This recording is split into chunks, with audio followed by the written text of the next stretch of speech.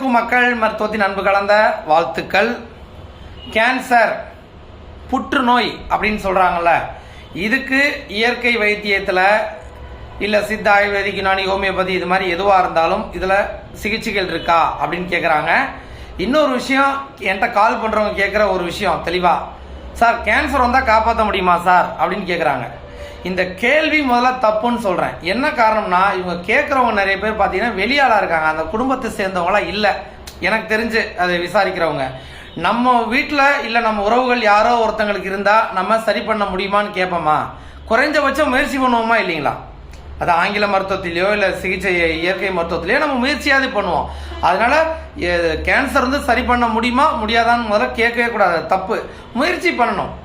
எவ்வளவோ இயற்கை மருத்துவத்தில் எவ்வளோ மூலிகை மருத்துவத்தில் அதுக்கான முயற்சிகள் பண்ணி நிறைய பேர் கியூர் ஆகி வந்திருக்கிறாங்க.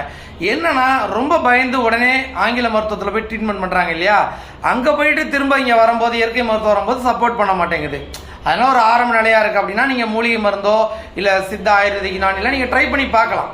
ஏன்னா இப்போ கேரளாவில் பார்த்தீங்கன்னாக்கா நிறைய பகுதிகளில் வந்து மூலிகை மருந்துகள் கேன்சர் கொடுத்துட்டு இருக்காங்க. அதே போல் கர்நாடகாவில் பார்த்தீங்கன்னா சிவமுகான்னு ஒரு ஊர் இருக்குது, அந்த ஊரில் கொடுத்துட்டு இருக்காங்க. சாகர் டிஸ்ட்ரிக்டில் நிறைய பேருக்கு தெரியும் நினைக்கிறேன், அந்த ஊருக்கு போனால் உங்களுக்கு தெரியும். இந்த மாதிரி கொடுத்துட்டு இருக்காங்க. அதனால் மூலிகளை முயற்சி பண்ணி பார்த்துட்டு கூட நீங்கள் வந்து ஆங்கில மருத்துவத்துக்கு போகலாம்.